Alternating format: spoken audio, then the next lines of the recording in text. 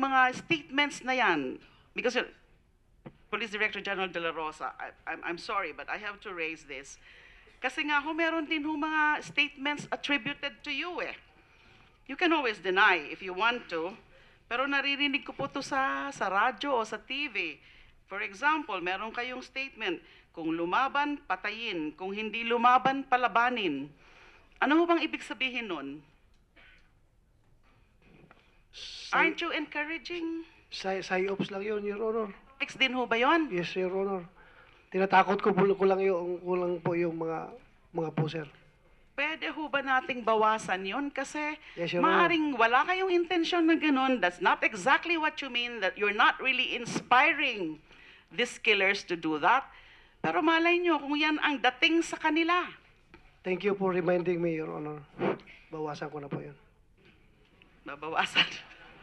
Bawasan. Kasi, sabi ko nga, yung dinedenay yan ng mga inaakusahan sa ICC, eh baka that should be used as an evidence against you. There's an admission, a public admission. So I'm trying to help. Mag-ingat lang po tayo para hindi na misinterpret. Maaring yan ang nasa utak nyo, pero hindi the men on the ground might have a different interpretation of your statements.